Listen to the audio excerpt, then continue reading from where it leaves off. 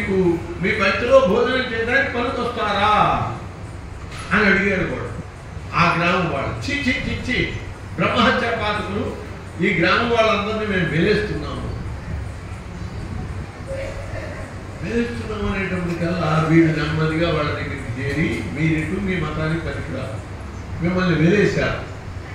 మా మతంలో అయితే మీరే గురువులు, మాకు మీరు గొప్పవాళ్ళు, మాకు మీరు మా మతంలోకి వస్తే మీకు అన్ని రకాల మేలు చేకూరుతాయని చెప్పి వాళ్ళని నచ్చ చెప్పి గ్రామం మొత్తం క్రైస్తవులు వస్తున్నారు.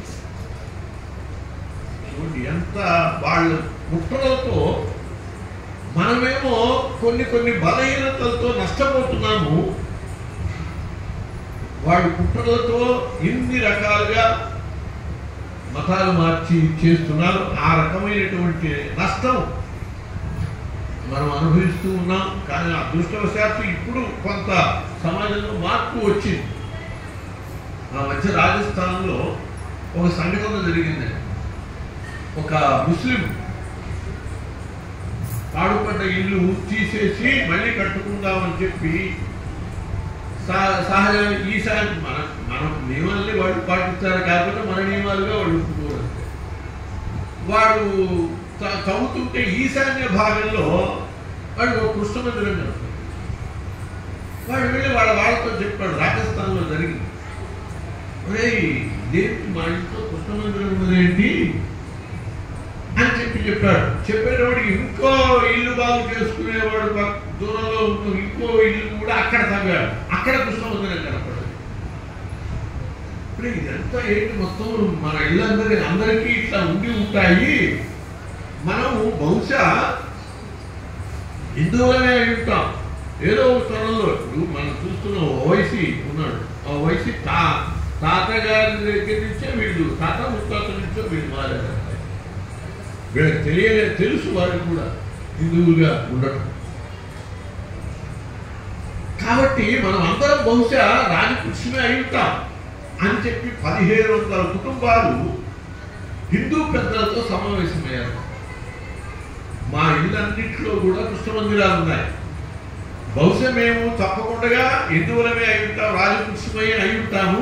మీరు మమ్మల్ని మీలో కలుపుకోవటానికి సిద్ధమయ్యేటట్లయితే మేము హిందువులుగా మారటానికి సిద్ధంగా ఉన్నాము అని చెప్పి వాళ్ళు విశ్వ హిందూ పరిషత్తు యొక్క కృషి, ఆర్ఎస్ఎస్ యొక్క కృషి అని వ్యాప్తమైంది. కాబట్టి ఒక విశాల దృక్పథాలు సమాజంలో వస్తున్నాయి. కాబట్టి వాళ్ళు పెద్దలు తప్పకుండా మీరు కనుక వచ్చేట్లయితే స్వాగతిస్తున్నాము, మిమ్మల్ని మేము స్వీకరిస్తున్నాము అని అంటే 1700 కుటుంబాలు ఏకకాలంలో మహమ్మదీయులు హిందువులుగా. కాబట్టి పరిణతి, మనం సక్రమమైనటువంటి పరిణతి మనం చూపేటట్లయితే సమాజంలో మేలు జరుగుతుంది. ఈ రాజకీయాల కారణంగా కానివ్వండి, ఇంకో కారణంగా కానీ ఇవాళ మనం వింటున్నాం, కేవలం బంగ్లాదేశ్కే పరిమితమైనటువంటి ప్రమాదం కాదు, భారతదేశానికి కూడా ఆ ప్రమాదం పొంచి ఉన్నది అని చెప్పి ఇదంతా కూడా అమెరికా కుట్ర ఏమి లేదు, ఆక్రమణ.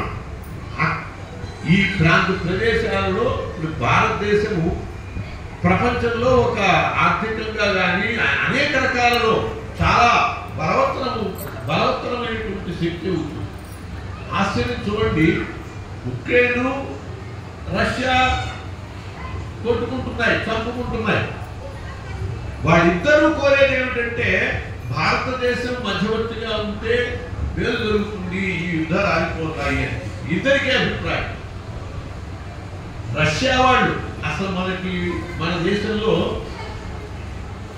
ఈ సిఏ అమెరికా వాళ్ళు మన దేశం మీద కుట్ర చేస్తున్నారు, హసీనాని తప్పించినట్లుగా మోడీని కూడా తప్పించేందుకు వ్యూహం చేస్తున్నారు అని చెప్పి రష్యా వాళ్ళు చెప్పింది. రష్యా పత్రికలోనే వచ్చింది ఈ సమాచారం. చంద్రబాబు మీద వాళ్ళు పనిచేసి ఉన్నారు, చంద్రబాబుని కలిశారు, మాట్లాడారు, వ్యూహం జరుగుతున్నారు. వాళ్ళు తెలియజేశారు ఇదంతా కూడా మిమ్మల్ని కూడా ఇబ్బందిలో పెట్టబోతోంది అమెరికా, బంగ్లాదేశ్ లాగానే ఇక్కడ కూడా జరగబోతోంది అని చెప్పి. ఎందుకంటే మరి మన దురదృష్టవశాత్తు మరి మోడీ పూర్తి మెజార్టీతో ప్రభుత్వాన్ని ఏర్పాటు చేయలేకపోయాడు. కావలసినంత మేజార్టీ వెనకట్లాగా లేదు. దానికి కారణం యథార్థంగా హిందువులు చాలా మంది ఓటు చేయకపోవడం. ఇది ఎక్కడో అనక్కర్లేదు. హిందువులందరూ ఓటు చేస్తే ఈ పరిస్థితి చాలా తెలివిగా మరి మోడీ గారు నడుపుకొస్తున్నాడు. అయినా కూడా మన యొక్క బలహీనతల కారణంగా మనం చాలా నష్టపోతున్నాం. ఎంత ప్రయత్నం చేస్తున్నాడు ఆయన. హిందువులనే కాదు, మహమ్మదీయుల్ని కూడా, వాళ్ళ ఓటింగ్ని కూడా మనం పొందేటందుకు అద్భుతమైనటువంటి వ్యూహాలలో భాగమే మరి త్రిపుల్ తలాక్. దాని ప్రభావం వల్ల చాలామంది ఆడవాళ్ళు ముస్లిమ్స్ మరి మోడీకి అనుకూలంగా ఓటింగ్ జరిగింది, అనుమానం లేదు దాంట్లో. లేకపోతే యూపీ అంతటితో అర్థం వచ్చేది.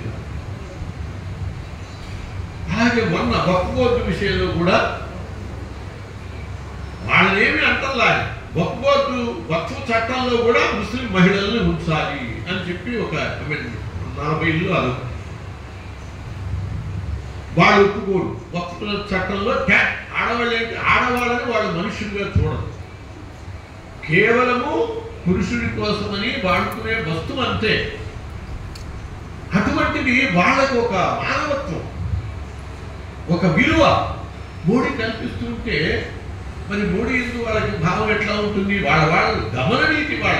ఆడవాళ్ళు వాళ్ళ ఇళ్లలో ఎంత శోభపడుతున్నారో వాళ్ళకి తెలుసు. మరి ఒక్కొక్కలో ఉంచడానికి వాళ్ళు ఒప్పుకోరు. మోడీ ఏమో ఒక్కొక్కలో కూడా ఉంచాలి అని చెప్పి అంటున్నాడు. మరి వాళ్ళకి ఒక్కొక్కలో పాత్ర రావటము, ఈ అనేక రకాలు ఇంకా చాలా ఉన్నాయి చట్టాల్లో మార్పుల వల్ల. వాళ్ళకు కూడా ఒక రకమైనటువంటి స్థితి వస్తే వాళ్ళకి వాళ్ళ మాట అప్పుడు చాలా మార్పు వస్తుంది. చాలా చాలా అద్భుతమైన ఆలోచనలతో చేస్తున్నాడు. కానీ తగినటువంటి రీతిగా హిందువుల నుంచే స్పందన లేదు. ఇది మాత్రం యథార్థం. హిందూ జాతి ధర్మం కోసమని, దేశం కోసమని ఆలోచించేటటువంటి పరిస్థితికి, పనిచేసేటటువంటి పరిస్థితికి రావాలి. ఆధ్యాత్మికత ఉంటుంది, కానీ వాళ్ళు ధర్మం కోసం మరి సిద్ధం కావటం. ఇప్పటికి కూడా చాలా లోపాలు ఉన్నాయి. కొంతవరకు మార్పులు వస్తున్నాయి. సామాజికమైనటువంటి ప్రయత్నాలు జరగటం వల్ల ఇంకా మార్పు రావాలి. అందువల్ల మనం కేవలం ఆధ్యాత్మిక పరానికి పరిమితం కాకుండా దేశము, ధర్మము అనేటటువంటి వాటిని కూడా ఆలోచించుకుంటూ మనం కనుక జీవితాన్ని తీసుకెళ్తే కొంతకాలం ఇక్కడ మనుగడ సాగించగలుగుతాం. లేకపోతే తర్వాత ఈ రామకృష్ణాన్ని మనం అనుకునే పరిస్థితి ఉండదండి. మనం కూడా అల్లాహు అక్బర్ అనే పరిస్థితికి వచ్చేస్తాం. గత్యంతరం లేని పరిస్థితి. కాశ్మీర్లో వాళ్ళందరూ ముస్లింసా ఎంతమందిని మార్చే. ఇప్పుడు వాళ్ళే ఒక దేశాన్ని గురించి రాశారు, త్వరలో మహమ్మదీయ మతం కాబోతుంది. నిజంగా ప్రపంచానికి ఇస్లాం యొక్క, ముస్లింల యొక్క ప్రమాదాన్ని తెలియజేసేది మోడీ. ఇవాళ ప్రపంచం నిద్రలేస్తుంది. మోడీ మతపరంగా చెప్పలా, మిలిటెంట్ వీళ్ళ వల్ల జరుగుతున్న ప్రమాదాలు, పాకిస్తాన్ మిలిటెంట్లు, ఆఫ్ఘనిస్తాన్ మిలిటెంట్లు, వీళ్ళని ఫోకస్ చేస్తూ ప్రపంచానికి ఆయన ఇచ్చినటువంటి సందేశ ప్రభావము ఇవాళ ఇంగ్లాండ్లో కూడా ముస్లిమ్స్ వ్యతిరేకంగా కొంతకాలం ఇంగ్లాండ్ మొత్తం ముస్లిం దేశం అయిపోవటానికి రంగం సిద్ధమవుతుందండి. అంతగా పెరిగిపోయారు. ఫ్రాన్స్లో వ్యతిరేకత వచ్చింది. ఇట్లా చాలా ప్రభావం ఇదంతా కూడా మోడీని మనకు తెలియకుండానే ప్రపంచవ్యాప్తంగా ఆయన చాలా వ్యూహం చేస్తున్నారు. అటువంటి మన మీద కూడా మరి కొన్ని వ్యూహాలు జరుగుతున్నాయి. వీటి నుంచి మనం తట్టుకోవాలి అంటే మనమందరం కూడా కాశ్మీర్లో ప్రమాదం వస్తుంది, నిలబడదాము అంటే నేను ఎందుకయ్యా, నేను సన్యాసిని, నేను జపం చేసుకుంటూ ఉంటాను, నాకెందుకు మీరు చూసుకోండి అన్న వాళ్ళని తర్వాత ఉండనిచ్చారా? ఆయన నీడ్చి అవతలుతారు దేశం. కాబట్టి మనము వాతావరణాన్ని సక్రమం చేసుకోకుండా అనుష్ఠానం కూడా చేసుకోలేమండి. మనం పూజ కూర్చుంటాం, సంధ్యావందనాన్ని కూర్చుంటాం, ఏమంటాం మనం? ఉత్తిష్టంతు భూతపిశాచాః ఏతే భూమి భారకాః ఏతేషాం అవిరోధేన బ్రహ్మకర్మ సమారభే అని సంకల్పం కదా. అంటే మనం మెల్లగా కూర్చొని జపం చేసుకుంటే మన జపం సాగదు. ఈ పరిసరాల్లో ఉండేటటువంటి ప్రతిబంధకాలని తొలగించుకోవాలి. అందువల్ల ప్రతిబంధకాలంటే ఏమిటి? భూత పిశాచాలు ఉంటాయి. అవి మనకి మానసిక వైకల్యం కలిగించి మనకి అనుష్ఠానం సక్రమంగా జరుపుకోనివ్వవు.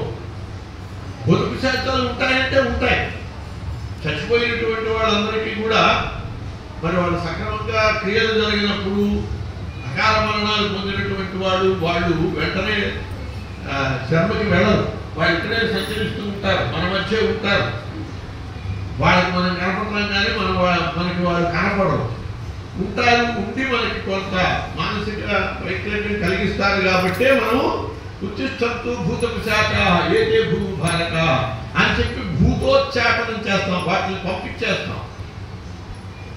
ఆ భూత పిశాచాలని పంపిస్తే తప్పితే మనం ప్రశాంతంగా అనుష్ఠానం చేసుకోలేము. ఇది గుర్తించాలి మనం. కాబట్టి ఉత్తిష్టంతో భూత పిశాచాః భూతాః పిశాచాః భూతాః ఒక రకం, పిశాచాలు ఒక రకం. ముస్లింలు వాళ్ళని ఉత్తిష్టంతో వాళ్ళని ఉద్వాసన చెప్పకపోతే మనం నిశ్చితగా చేసుకోలేము. మన దేవాలయాలన్నీ ఎన్ని ఆక్రమణలు జరిగాయి. ఎంత ఘోరం అంటే ఆంధ్ర ప్రాంతంలో మారుమూల ప్రాంతాల్లో క్రైస్తవులు దేవాలయాలు లేపేస్తున్నారు. వాళ్ళు తెలివి చూడండి, వాళ్ళు చాలా తెలివిగా చేస్తున్నారు పనులు.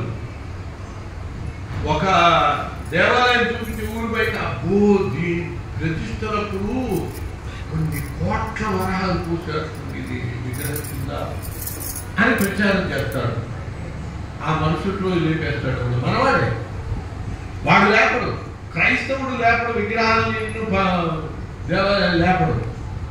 వాడు ప్రచారం చేసి ఊరుకుంటాడు. ఆశతో వీడు విగ్రహాలు లేపుతాడు. అక్కడే కనపడకపోయినా చేసేదే ఉంది. ముందు లేపేశాడు, మళ్ళీ ప్రతిష్ఠ చేస్తాడు. వాడు మంచి ముహూర్తం చూసి అంతవరకే చేస్తాడు. ఇట్లా మన చేతనే మన వేరుతోనే మన కర్మ పొడిచేటటువంటి వ్యూహాలు అనేక రకాల వాళ్ళు చేస్తున్నారు. ఇటువంటి వాటిని మనం గుర్తించి వాటి వల్ల ప్రమాదం లేకుండా సమాజాన్ని ధర్మాన్ని రక్షించుకోకపోయేటట్లయితే మనం చాలా ప్రమాదంలో పడతాం. ఆ దేశాన్ని గురించి వాళ్ళ వివరణ ఇచ్చారు. త్వరలో ముస్లిం కంట్రీ కాబోతోంది అనే కారణం చెప్తూ ఆ దేశంలో ఉన్న వాళ్ళందరూ వాసిపోతున్నారు, ఎక్కువగా అమెరికాకి వెళ్ళిపోతున్నారు. విదేశాల నుంచి ఈ మయన్మార్ వీళ్ళున్న రోహింగ్యాలు వీళ్ళంతా వచ్చి ఆ దేశంలో చేరుతున్నారు. ఇక్కడ తినడానికి లేదని విదేశాలకు వెళ్తే వాళ్ళందరూ ఇక్కడికి వచ్చి తింటున్నారు.